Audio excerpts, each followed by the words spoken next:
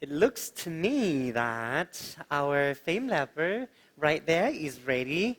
Are you ready? From over there? May I invite คุณปริญญา หินหนองจอก on stage please?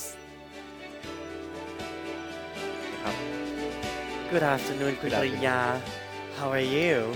How are you today? I'm good. How are you? Oh, I'm fabulous. I'm fabulous. So I hope that you're not nervous. A bit, but I will try my best. All right. Are you ready now? Sure. Off you go. All right.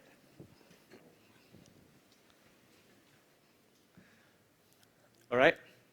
Does anyone in this room have experience using any medicine before? Please show me your hand if you are the one. All right. Seems like all of us have experience using any medicine before.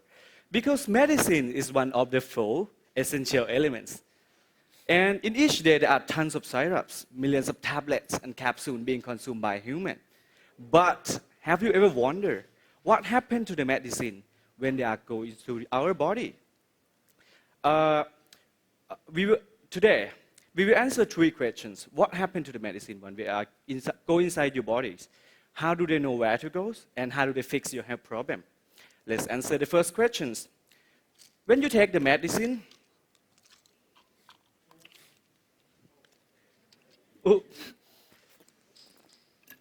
it will go right to your stomach, and sometimes even further to the intestine.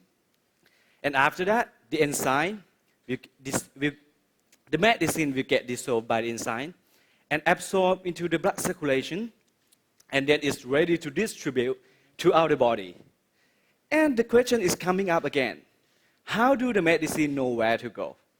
I would say in a very easy way that most of the medicine use just like lock and key methods to identify where they need to go. Medicine acts just like a keys when they flow into different parts of the body. And they're trying to find the specific locks that they can fit into. The locks that we're talking about, we call it receptors. When these two things are matched together, the magic has happened. It can provide some action to cure your disease or solve your health problem. I think we should use taking paracetamol to reduce the fever as an example. When you have a fever, it is because of the proteins called pyrogen is generated in our brain. These proteins, the pyrogens, will go to the hypothalamus part and increasing the synthesis of the substance called prostaglandin. This substance will increasing up your body temperatures and you will have a fever. And when you take paracetamol, let's imagine this one is paracetamol tablets. When you take it, it will get dissolved to the small molecules of paracetamol, and it will go along to your bodies once they reach the brain part that I'm talking about, the hypothalamus one, where the lock is. A medicine is just like a key. It will match together. When these two things are matched together, we provide some actions by inhibit the synthesis of prostaglandin and reducing the body temperature turn back to normal. Very simple and easy, right? I would like to conclude my talk that most of the medicine will provide its best action when you take it correctly and appropriately. So it is very necessary to follow the instructions of your healthcare provider, as well as when we have the best medicine available in the world. But the most important thing is a good self-care to prevent ourselves not to use the medicine. Thank you. Thank you very much.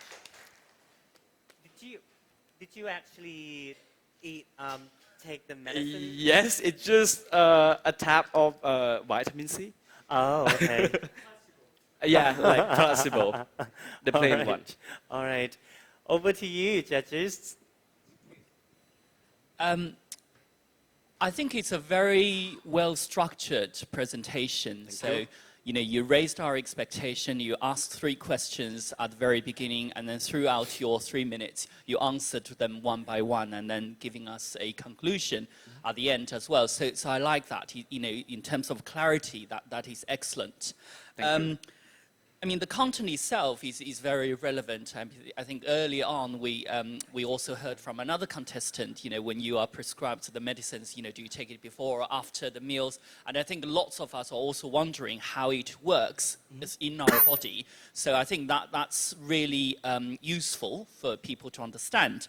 I guess my question is, you're talking about locking system. So how the medicine is like a key, and then you'll find a lock, and then when they match, they will, do what they're supposed to do.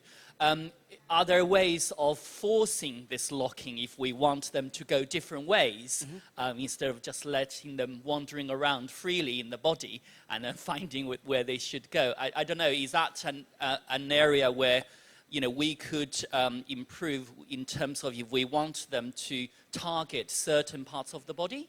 I will answer the first questions first. How is lock and key? I would say it very simple, just simple. But the more deeper is just like, for example, these keys is we have specific, we call ligand. And at the locks, then we also have specific ligands as well. And then when they go together, then they can match together.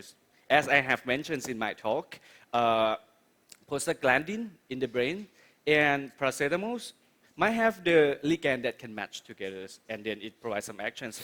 And for the questions about the specific delivery to like the targeted therapies, for example, that kind of technologies we use quite a lot in chemotherapies or the drugs to treat the cancer. We call it magic bullet. For example, there is the technologies that they call monoclonal antibodies. Antibodies inside our body. There is antibodies and antigens inside our body, right? Antibody as our drugs will go specifically to the specific antigens that they want to kill only. That's where it's just very simple theories that they use to produce some kind of medicine to be more specific and more powerful to treat ourselves. I like your presentation. It's Thank very you. clear. I'm just curious whether all the medicine has a lock and key, mechanism. I will not just say, I said most of them, but some of them are not use lock and key methods.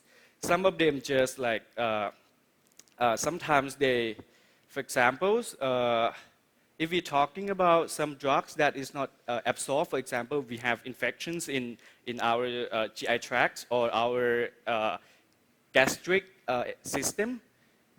Sometimes we don't need the medicine to absorb into our bodies. We just want them to like prevent or block or some things that are not absorbed into our or kill the local bacteria in that area. So I think this is an important point that you might have to be careful on communicating this. I think it's a good thing that you pick up this mechanism and talk about it, because many medicine works that way, but also just to make sure the audience understand that it's not applicable to all of the medicine. Yeah. It's good point. Because there are many mechanisms, right? Yes. Lock and key interfere, or some medicine can inhibit enzymes, or some can neutralize the acids in the stomach. So different mechanisms. So I'm sure you want to just make it simple. Yeah. But for a scientific point of view, you need to be precise. All right. Okay, thank you. Thank you. Thank you very much, judges, and thank you, Kun Parinya too.